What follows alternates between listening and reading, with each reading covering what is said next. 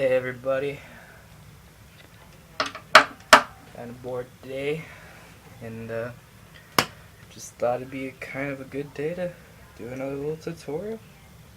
So today what I'm going to be teaching is it's a song from the Red Hot Chili Peppers, Scar Tissue, and I'm going to be teaching the main lick. Whatever. I'm going to be teaching the main lick of it, which is the intro and the, I guess you could say, the first verse. I don't really know the rhythm chords, and I'm still kind of learning the rest of the song. So I'm sorry I'm giving you kind of a incomplete tutorial, but this is the main part that almost anyone learns anyways, and it's not too hard anyway, so just thought it'd be a good thing to learn. Alright, so some things about the song is it's in standard tuning, so tune it to normal E bass settings, and you don't use a pick for this song unless you are going to do the rhythm chords, which I'm not teaching.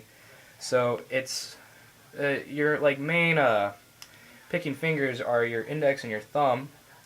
I would imagine that's the easiest. And what you're going to start with is you're going to take your index finger and your ring finger. You're going to place your index finger on the 8th fret of the A string, and then you're going to place your ring finger on the 10th fret of the B string. And the first little part you're gonna play out is, so it's like 1, 2, 3, 4, 5, 6, 7, and after you play that, so it's gonna be 7, ringing notes. On the 6th and 7th, you're gonna play that B string twice. You move that B string down, and the easiest way to do this is you're gonna go from the 10th to the 8th.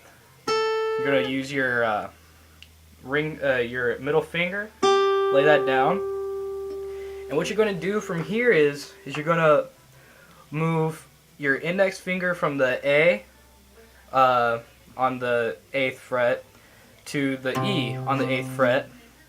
And you're gonna take that middle finger that was on the B string on the 8th and take it to the G string on the 9th, pluck both, and do a slide. And for the G string, it's going to be 1 fret up. For the E, it's going to be 2. And then you're going to do a similar alternate picking technique like you did at the very beginning. And it's like 4, 1, 2, 4, and then you're going to do just use your index finger or middle if you want to the 9th fret of the G string,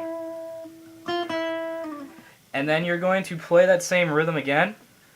And after you do that, once you reach that slide, you're going to take the G string and you're going to do a hammer on from the 10th to the 12th. And so altogether, that very first intro should sound like this.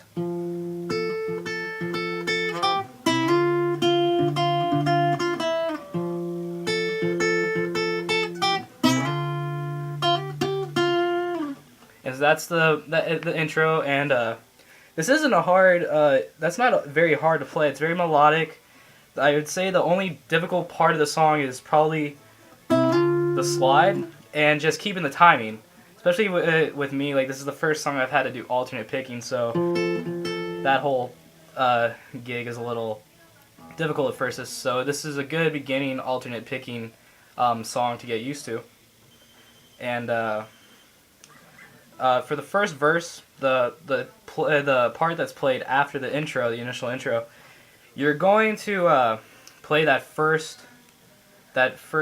intro again, just like the beginning, with with the stroll back from on the G from the 10th to the 9th. But there's a difference in the ending where it ends the first verse to the chorus.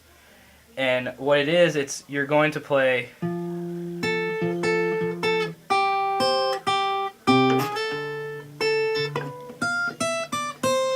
It's a little different. So you're going to do the same alternate picking,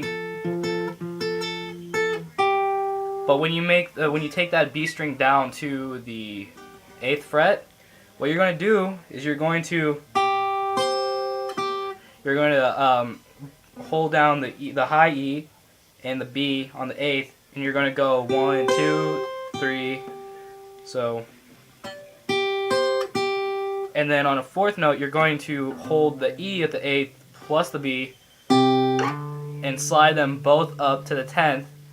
And then you're going to take the high E string, and you're going to go from the 13th to the 12th to the 10th to the 8th.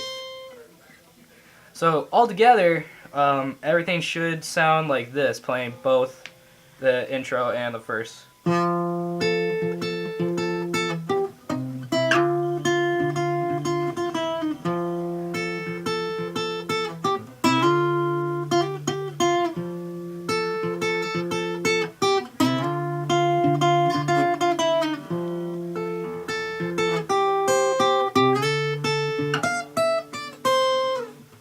And it's really a good song to practice. You need to get this fluent.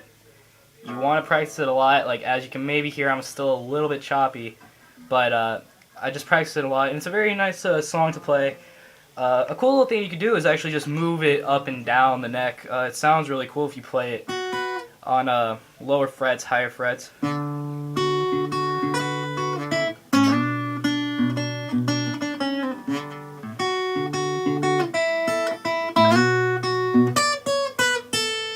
You know, it's the same thing, just up and down, and you could play a little different, you know, maybe turn it into something of your own. You know, it's what inspirational music sources are from. And it's funny because this song, it looks and sounds a little difficult, but it's really, really easy, because you would imagine, like, especially for like some beginners or just someone who hasn't really heard someone play the song a lot, you could imagine like that slide being really difficult, but it's just a good thing to remember is turn your wrists or your whole, yeah, like you're kind of like just going like turning your wrist a little bit for that slide makes it so much easier.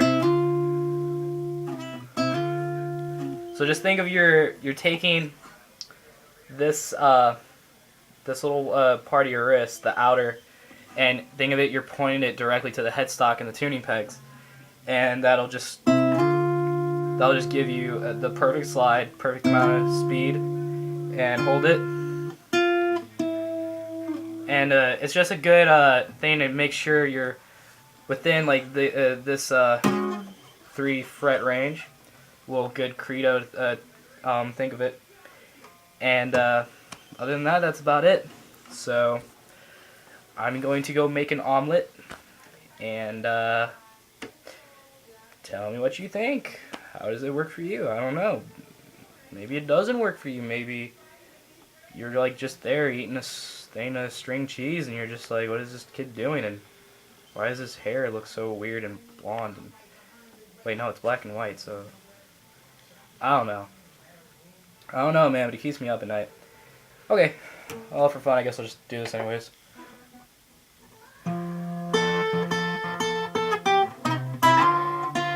Nah, we need to like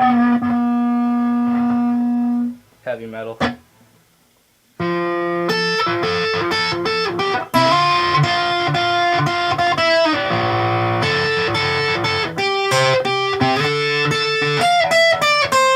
that sounds like shit when it's on like distortion.